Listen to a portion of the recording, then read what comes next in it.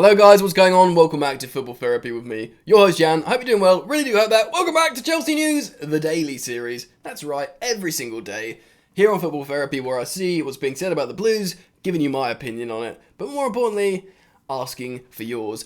A couple of big things I want to talk about today, and I want to try out something fun and interactive with you, the viewer. I want to get you guys involved, so hold tight for that just for a moment. The stories I want to talk about well, the big story is Thomas Tuchel's peculiar comments regarding Chelsea centre-back Andreas Christensen, who, out of him, Rudiger, Azpilicueta and Thiago Silva, who are all senior, more important defenders who are out of contract, he was looking like the most likely.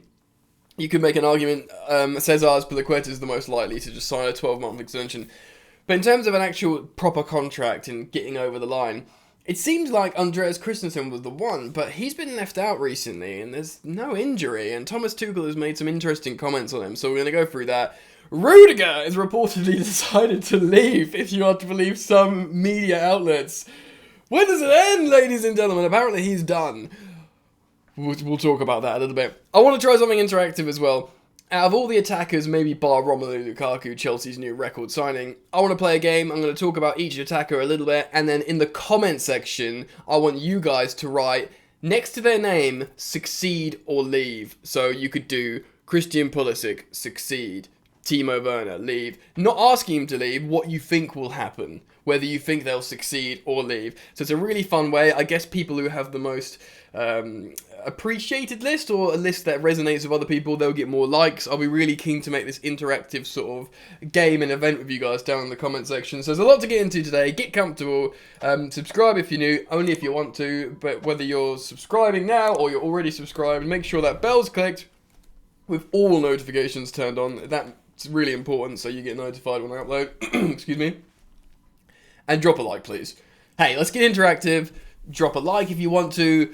Dislike if you don't. But let's get interactive on the content. That means a lot. And I really appreciate it, friends. I really do. So before we talk about these weird comments I am going to reference to you from Thomas Tuchel, the Spanish version of Goal.com is talking about how Rudiger is now to go. Antonio Rudiger now intends to leave with his contract expiring next summer. It has been reported. Conflicting reports through so many months now, ladies and gentlemen, boys and girls, Chelsea fans, or indeed just football fans. Of course, everyone is welcome here on Football Therapy. He wants to stay. He wants to stay under the coaching of Thomas Tuchel. Tuchel wants him to stay. He wants to stay in England. He wants to stay in the Premier League, but he wants 200k a week. Chelsea have offered 140k a week, 60k a week under. He's apparently not happy with that, knowing he could probably quite easily get 200k a week elsewhere as a free transfer. We've spoken about this before, I'll reiterate. Chelsea, it would make financial sense for them to give him the 200k rather than buying a replacement, but you have to think of the longer term ramifications in terms of the wage structure and philosophy, which is really important. I've gone into that loads of times, I won't bore you with it again, but it is really important. So you can understand potentially why Chelsea just won't give him that wage. And if we are to believe Goal.com in Spain via Football España, Real Madrid have made Rudiger their prime defensive target and could bring him in as a free transfer next summer. Prime defensive target, you could argue, would be a really good replacement for Sergio Ramos and or Varane. Both, of course, have gone, left the Bernabeu. Certainly Rudiger would be an excellent inclusion. You could also, they love a German there as well, Tony Kroos, so he's sort of like Galactico level. I even spoke to George Benson on his podcast yesterday about how they'd probably like a Kai Havertz there for like a long-term talismanic Galactico attacker, which is something, for another conversation. We can talk about that at the end of the video when we play would I say stay or leave or succeed and leave? We'll call it succeed and leave. That game, succeed and leave! You're going to be part of that, friends, so get comfortable and get excited. Interesting, though, that to hear that. I'm not going to go over what Georginio's agent said again, because it's the similar stuff. He's just been talking again, talking, like, oh yeah, we haven't signed a contract, we might do, we'll see what happens, mate, in the coming months. I might go to Juventus, it's Georginio, everyone loves Georginio. Yeah, mate, we do, but can you stop talking, please? Anyway, that's Georginio's agent. Chelsea are also being linked yet again with Aurélien Tchouameni, the Monaco midfielder who apparently, reportedly, Petr Cech really likes, something that I've reported on here before on Football Therapy. Chelsea's still being linked to him heavily in the media. Nothing really new to reflect on there apart from Chelsea being linked with Tchouaméni, who of course would probably want that big transfer to a big club, excuse me, after this season at Monaco in Ligue 1. Definitely the Premier League would be alluring. Definitely the Champions of Europe would be alluring. Definitely the Chelsea at the top of the Premier League, that's right, would feel alluring. So before we play Succeed or Leave with you, so make sure you have access to the comments, let's have a look at these quotes from Thomas Tuchel regarding Andreas Christensen. Excuse me, I've got a bit of a cold. You'll have to deal with me clearing my throat every now and again. So I'm getting this from Sky Sports. He was posed this question regarding contracts and stuff. Of course, Christensen is needing to sign a new deal as well. Or if he was posed the question, like, why has he not been playing? Has he not been playing because he hasn't signed a new deal yet? Which is a weird question because, you know, it's the same situation with Antonio Rudiger, yet he's using Rudiger literally every single game. Maybe it's because there's no replacement for Rudiger and you can play different players down the middle, whether it's Thiago Silva, Trevor Chalobah. There's alternatives from Christensen. So here's a quote, we have to hope that influences the contract situation a little bit, Tuchel said, in terms of Christensen's lack of action in recent weeks. Right, so he's saying, look, we're not playing him, so is that going to, hopefully, we're hoping that forces him to sign a new deal? Is that what he's implying here? Possibly. Quote, my understanding was there was a matter of a very short period before we had good news. As I understood it, the club wants the same, the player wants the same, and the coach wants the same to stay. Seemingly the same story with every other player that's out of contract that's yet to sign. It's like everyone wants the bag now. And that's why for me, this is important, and that's why for me it was. He's talking in past tense here, whether, of course, English is not his first language, so I don't know if this is a deliberate action. And that's why it was a zero problem situation. But we are waiting a long time now for confirmation, and so it's on Andreas to act. How he acts on the pitch, he needs to act off the pitch and walk the talk. Yeah, so we won't dive into how that sounds a bit weird, because he needs to tell us he loves Chelsea. Because he tells us he loves Chelsea. So hold on, he needs to walk the talk, or walk the walk, talk the talk, I think he's saying here. But like, these are big, peculiar, and confusing words from Thomas Tuchel. Do you know what I mean? He's like questioning his, I don't know, he says he loves Chelsea. Now prove it, mate. Sign the deal, mate. We've offered you peas. You're not playing. You want to play? You love Chelsea? Sign the contract. That's kind of the vibes I'm getting here. I think this was after the video coverage of the press conference. This is like the sort of the dailies, or whatever they call it, the embargoed stuff. So yeah, so that's really, really interesting. It goes on. He tells us he wants to stay. He's a big part of the club, and I think he's a perfect fit. And I think his career here is by far not finished. But, like I said, it's on him. We want the commitment, and hopefully we will get it. Oh my giddy aunt, ladies and gentlemen. Oh my word. He's questioning Christensen's commitment.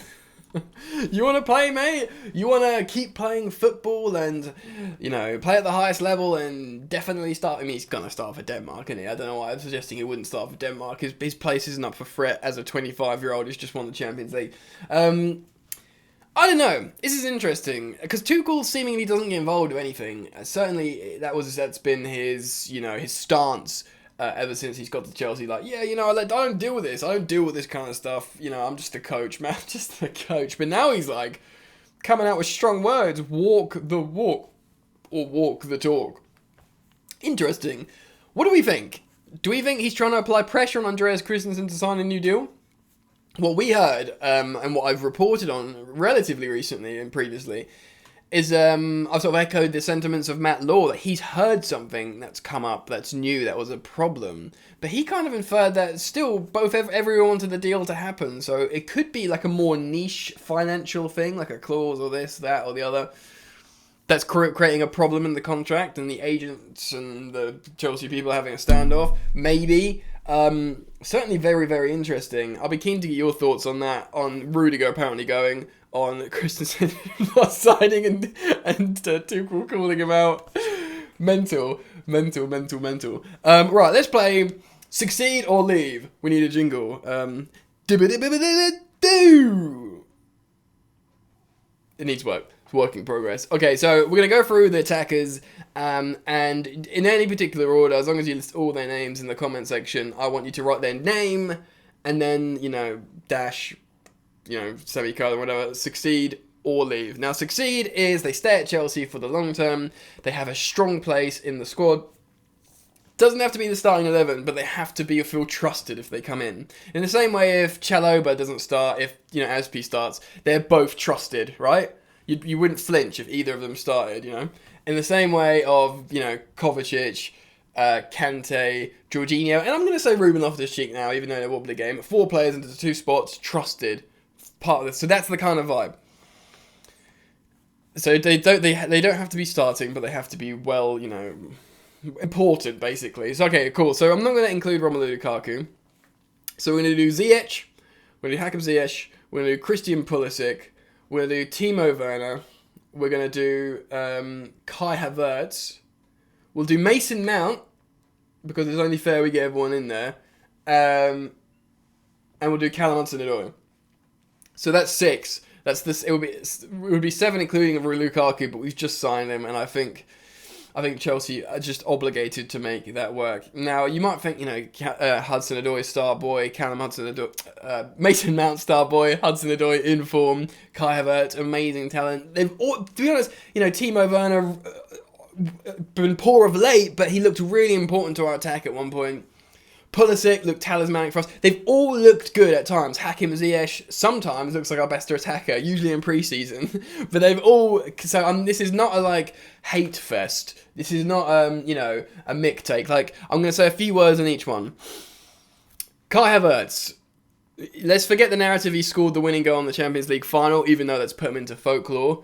Amazingly talented, stylish player that can glide across the pitch. Amazing, both his feet. He's left-footed, but his right foot's amazing. He can win headers in the 18-yard box and the 6-yard box. He can do little flicks. He can look amazing. Ralph Rangnick, the new manager of Manchester United, said he's Chelsea's own. Chelsea have just bought their own Johan Cruyff. Amazing. Chelsea's recent record signing prior to Romelu Lukaku. There's the, but. He starts for Germany. He's held in such a high regard. Chelsea could probably make a profit on him if they sold him to Bayern or Real Madrid or something. If they think they're not going to utilise him to his max potential and get the productivity out of him. There's a case for both there. So that's Kai Havertz out of the way. What else? Callum Hudson-Odoi. Been in great form recently, but a lot of people have questioned if he's got the right mentality at times, if he's just gonna make it at Chelsea, because obviously his head was out the door in Bayern Munich, and he wanted to go to Dortmund in the summer, obviously on loan, but his head's all over, is in different places, and that people might question him for that. But of course, he's an amazingly talented player. He's from Cobham, and you'd hope he'd want to play for Chelsea. He's a really good conventional left winger, chalk on his boots, dribble in, get to the byline. I don't think we've got a proper dribbly winger like that. So there's a case for both there as well. Who else? I might even have to write these down. Well, I've done Ziyech. I've done Havertz and I've done Hudson-Odoi. Let's do Ziyech. Ziyech, I maintain, is a player that can make passes and see moves that no one else on the team can. These no-look, high-risk, disguised passes, nonchalant, audacious, almost arrogant football sometimes that literally only he has in the attack and no one else has. He's worked better in terms of pressing, defensive work, hard work off the ball of late. Incredible. Same time, he's slight, he can get bodied off the ball and he can frustrate and he can go missing. So there's a sort of case for and against Hakim Ziyech. Timo Werner. Timo sometimes looks really good in the attack. He presses, he runs the channels, he works the opposition, he makes decoy runs. Often our attack looks better when he played on the left. Can't finish for his life. Doesn't look good down the middle. We don't need to say more about Timo Werner. Christian Pulisic. Was talismanic for Chelsea after lockdown under Lampard. He's got this explosive poaching style runs in the 18-yard box and can sniff out a goal. He can also score world-class goals like he did against Man City on the break. But he's always injured. He often looks better off the bench than he is starting. You can make a case for both. Who's left? Mason Mount. I'm trying to think if we've done any, missing anyone else. Mason Mount, star boy, player of the season last season. Is he an inside forward in terms of this Chelsea front three for Chelsea? Is he like more of a number 8 or, in a 4-3-3? That's sort of his perfect position. Does he have the productivity levels in terms of goals and assists that it takes to be in the Chelsea front three? On the flip side, he's a manager's dream. His creative numbers are incredible and you can always rely on him, and he's one of the best in the game at turning over the ball in the final third to quickly score. So there's your cases for both of them. So who have I done? I've done Ziyech, Havertz, Pulisic, Werner, Hudson-Odoi, and Mason Mount. I've done them all. So what you do is you write their name in the comment section. Next to their name, you write succeed or leave. So you do all six names, and then succeed and leave down the other side. And I'll be looking forward. I'll be going through the comments, reading all your succeed and leaves, and I want to hear what you guys have to say, and I'll be interested in your comments generally. Thanks for playing, guys. I hope you enjoy it, and let me know if this is something you want to do more and be interactive with the videos. That would be great. Enjoy the football, and I'll see you later.